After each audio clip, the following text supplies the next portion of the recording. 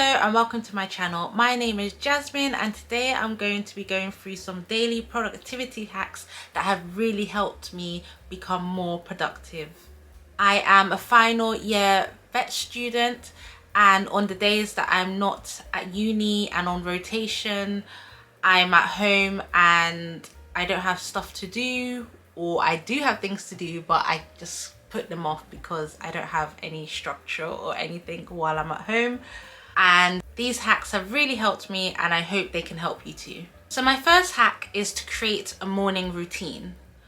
On days where you can be quite flexible, for example, when I'm not on rotation, I don't have to wake up at a certain time. I can literally choose to get out of bed at midday if I want to.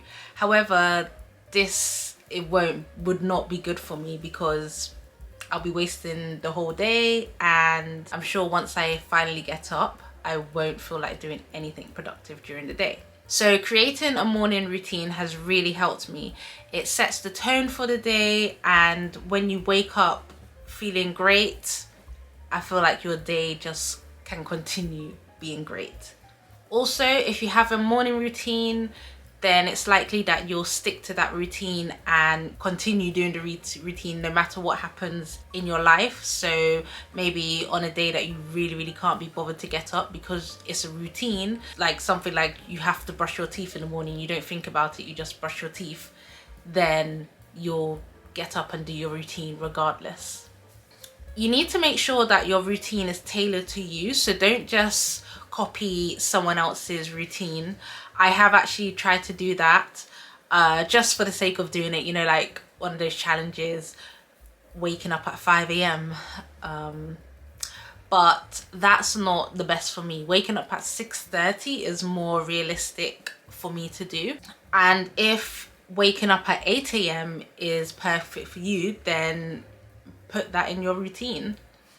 Make sure you make room to add things that you just know will help you and be beneficial to you in the morning. For example, if you're someone that enjoys coffee in the morning or just needs coffee to help them wake up, then put that in your routine. The next thing that I do is to write a to-do list. So usually I would write this every day in the morning, but if I wanted to be extra productive, then I would do it maybe on a Sunday and then just write everything that I need to do for the whole entire week. Or sometimes I would do both. So on the Sunday I would have my list of stuff that I need to do in the week, and then each day I would look at that list and then make another mini list of what I need to do. When you are doing the daily to-do list, make sure that you make it realistic. Like it's nice to have like a long list and be like, oh yeah, it'll be so nice when I tick off everything.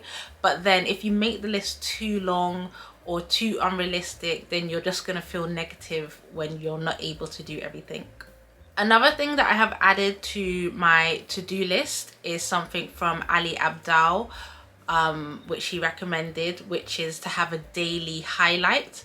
So I can have my to-do list, but at the top of that to-do list, make sure that I write the one thing that I definitely want to do. So if I didn't do anything else on the to-do list, if I did that one daily highlight, then I would be happy because that's the one main thing that I wanted to do and I definitely had to get done.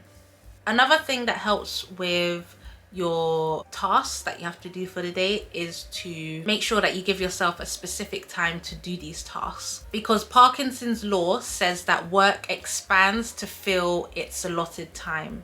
For example, say you have an essay to write.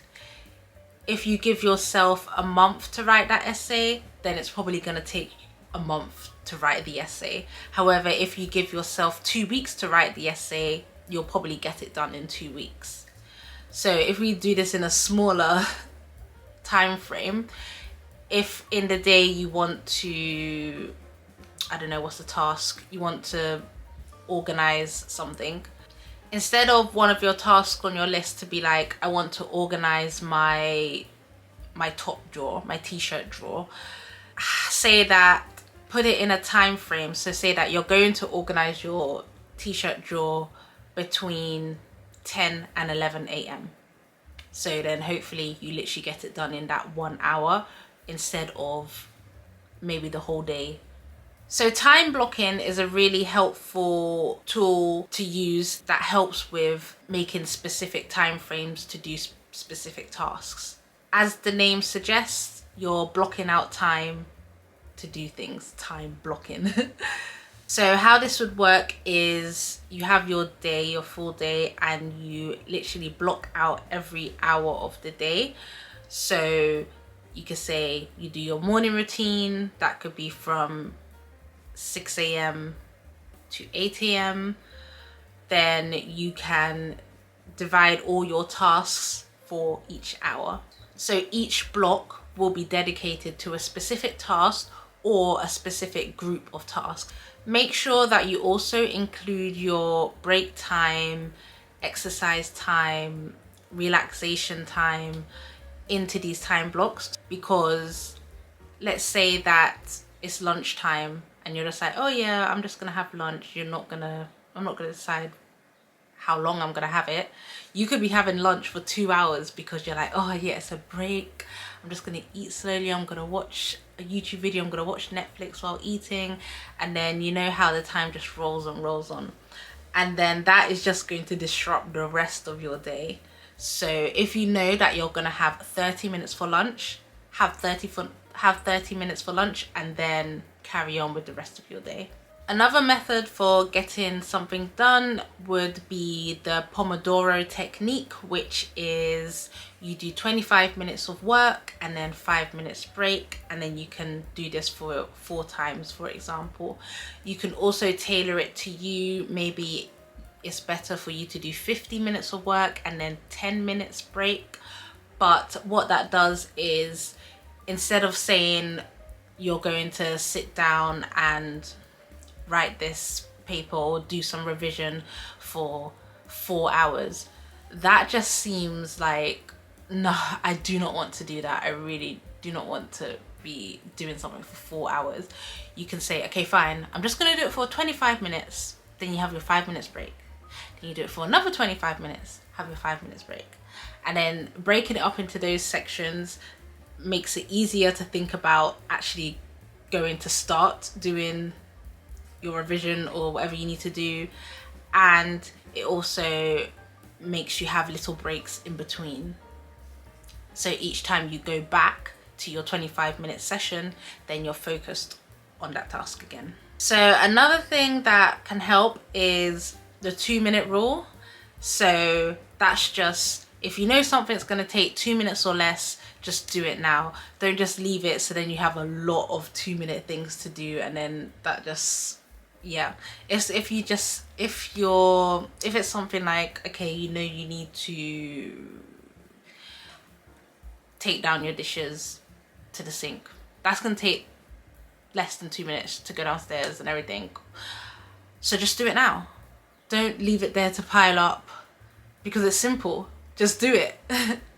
If you need to respond to an email, I have definitely done this. Like, I need to respond to, I read an email, I'm just like, okay, yeah, I'll respond. But then I just don't do it, I leave it late, and I'm like, oh yeah, I need to respond to this email. But if I just read it and I'm like, it takes literally 2 minutes or less to respond to the email, just do it right that second. Like, why don't I do that? Why don't I do that? So yeah, 2-minute rule. If it takes less than 2 minutes, do it now.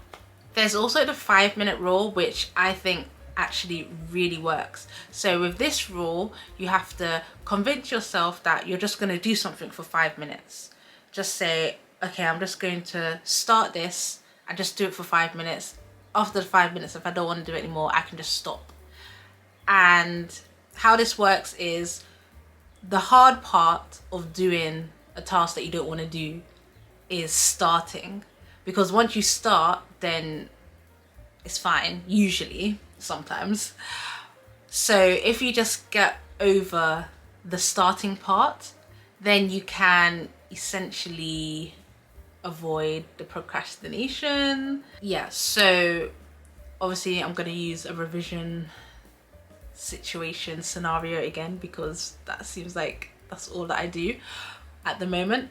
But yeah, so if I say I really, you know what, even after this video, I am go in to do this because I need to revise something. So I would say, okay, I'm just going to look at it for 5 minutes, and then I can stop. But once I actually start it, I get the momentum going, and then usually I don't just do it for 5 minutes, and then I can just start it, and then that's the hardest part, honestly, just starting.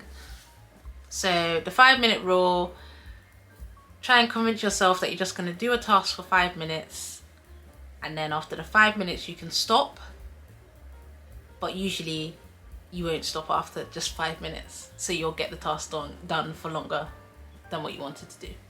And my final and favorite tip is to have something relaxing or something that you will look forward to do at the end of all your tasks. So at the end of the day, or just when you finished everything that you needed to do, and that will just make the end of your day have a little bit of joy if it's like a full productive day that you need to do. So for me, it's a lovely relaxing bubble bath, and I look forward to that every single day after I finish everything that I need to do. And it's the highlight of my day when I have a super busy, super long day. But for you, it could be anything. It could be just getting into bed and watching a Netflix or YouTube or anything, or even having a tasty treat at the end of the day. Maybe you get yourself a nice dessert that you're just gonna be like, oh yeah, after I finish everything I get to have this. Ooh, maybe one of my new things could be the Haagen-Dazs cookies and cream ice cream, because if you know, you know, that is lovely. So maybe I would have a bath and have the ice cream. I would super look forward to that. So I would definitely want to get all my tasks done and get to the fun, relaxing part at the end. But that is, I just love doing that, because at least you know that you've worked hard, and then you can play hard as well. You can enjoy and relax and just know that you've done everything that you need to do, and then do it again tomorrow. But every single day you're gonna have something exciting and rewarding to look forward to after you've completed everything. So those are my current daily productivity hacks that I'm currently using to try and be more productive, because 2022 is the year for productivity and getting things done. So if you like this video, please could you give me a thumbs up and subscribe if you want to, and I hope to see you in the next one. Bye.